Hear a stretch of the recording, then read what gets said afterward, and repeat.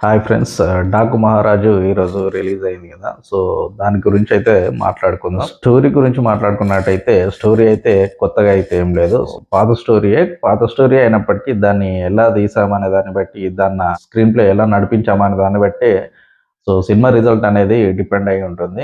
So ఈ cinema విషయానికి వస్తే ఫస్ట్ హాఫ్ సంగతికి వస్తే యాజ్ యూజువల్గా బాలకృష్ణ ఎంట్రీస్ ఎలాగైతే ఉంటాయో, ఒక మాస్ ఎంట్రీ ఎలివేషన్స్ తోటి సో అలాగే ఎంట్రీ అయితే ఇచ్చాడు. కానీ ఫైట్ అయితే కంప్లీట్ అవ్వకుండా మధ్యలో కట్ చేసి నెక్స్ట్ స్టోరీలోకి అయితే ఫ్లాష్ బ్యాక్‌లోకి వెళ్ళి సీన్ జరగడానికి రిలేటెడ్‌గా ఆ ఫ్లాష్ బ్యాక్ అంతా చూయించి మళ్ళీ ఆ సీన్ దగ్గరకొచ్చి అయితే ఆ సీన్ అయితే కంప్లీట్ చేశాడు. ఆ ఇంట్రో ఫైట్ మాత్రం ఫస్ట్ ఫైట్ మొత్తం అయితే ఇంట్రోలో జరగదు. సో ఇది మాత్రం కొంచెం డిఫరెంట్ అనుకోవచ్చు. కాకపోతే బాలకృష్ణ ఫ్యాన్స్ ఏమైతే ఎక్స్‌పెక్ట్ చేస్తారో అక్కడ బ్రేక్ అయితే పడుతుంది. కానీ ఆ ఇంట్రడక్షన్ సీన్ మాత్రం తమనిచ్చిన బీజీఎంతో నెక్స్ట్ లెవెల్‌కైతే ఎళ్ళిపోయింది. మనం ఆల్రెడీ గ్లింప్స్‌లో చూసుకుందాం, టీజర్‌లో, ట్రైలర్‌లో కావచ్చు. ఈ సినిమాకి తమనిచ్చిన బ్యాక్‌గ్రౌండ్ నెక్స్ట్ లెవెల్ అనుకోవచ్చు. బాలకృష్ణ సినిమాలంటేనే మామూలుగా తమనికైతే పూనకాలైతే వచ్చేస్తాయి. ఏ సినిమాకి ఎలా కొట్టినా మాత్రం బాలకృష్ణ సినిమాకి ఇచ్చే బీజిఎం మాత్రం నెక్స్ట్ లెవెల్‌లో ఉంటుంది తమనిచ్చేది. ఇంకా స్టోరీలోకొస్తే సచిన్ కడేకర్ అల వైకుంఠపురంలో టబు ఫాదర్ ఉంటారు కదా. తను ఒక ప్రొఫెసర్ ఈ మూవీలో. తనకు టీ ఎస్టేట్స్ కూడా ఉంటాయి. ఈ టీ ఎస్టేట్స్‌లో ఎమ్మెల్యే త్రిమూర్తులు రవికిషన్ రేస్ గుర్రంలో విలన్ ఉంటాడు కదా. తనైతే ఇల్లీగల్ బిజినెస్ అయితే నడిపిస్తూ ఉంటాడు. ఆ విషయం తెలుసుకున్న సచిన్ కడేకర్ పోలీసులకైతే కంప్లైంట్ ఇవ్వడం జరుగుతుంది. ఆ విషయం రవికిషన్‌కి తెలిసి తన కేసును వాపస్ తీసుకోవాల్సిందిగా సచిన్ కడేకర్ వాళ్ళ మన్మరాల్ని చంపడానికైతే ట్రై చేస్తూ ఉంటారు. మన్మరాలు చిన్నపిల్ల. తనని ట్రైలర్‌లో చూసాం కదా, చిన్నపిల్ల. తనని కాపాడాలనే బాలకృష్ణ వాళ్ళ ఇంటికైతే వస్తాడు. అసలు ఆ బాలకృష్ణకి, పాపకి ఉన్న సంబంధం ఏంటి?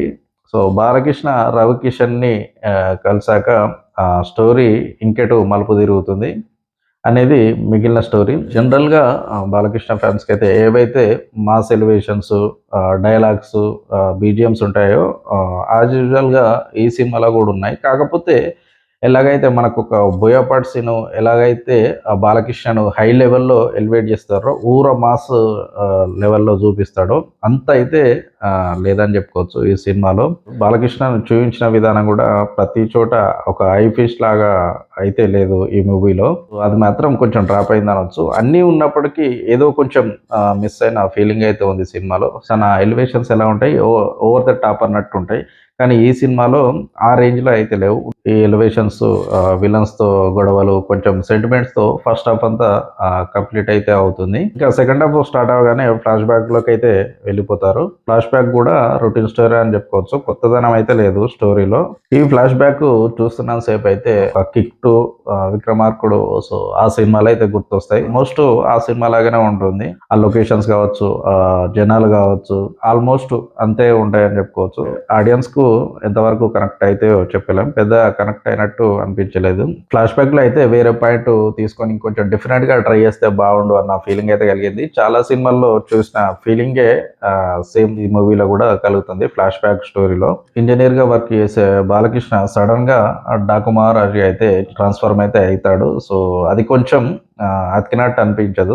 ట్రాన్స్‌ఫార్మ్ కావడానికి రీజన్ ఉన్నప్పటికీ అది సడన్‌గా ఆయన ఫీలింగ్ అయితే కలుగుతుంది. బాలకృష్ణ విషయానికొస్తే యాజ్ యూజువల్‌గా తనైతే యాక్టింగ్ చేశాడు గానీ, ఇంకా తనలో యాక్టింగ్ చేసే దమ్ముంది గానీ అంత ఎక్కువ చూయించలేదు. 70-80% బయటకైతే తీసుకొచ్చారు గానీ, ఇంకా తను 100% తనైతే యూజ్ చేసుకున్న ఫీలింగ్ అయితే కలగలేదు ఈ సినిమాలో. ఆ మాస్ ఎలివేషన్స్‌కి. డైలాగ్స్ కూడా బాలకృష్ణ నుంచి ఏవైతే ఎక్స్‌పెక్ట్ చేస్తామో ఆ లెవెల్‌లో అయితే లేవు. ఉన్నాయి అక్కడక్కడ కొన్ని డైలాగ్స్ ఉన్నాయి ఒక 5, 6 చోట్ల. కానీ ఒక పవర్‌ఫుల్ డైలాగ్స్ తన నుంచి ఒక రీసౌండ్ వచ్చే డైలాగ్స్ అయితే ఈ మూవీలో ఎక్కువ లేవు.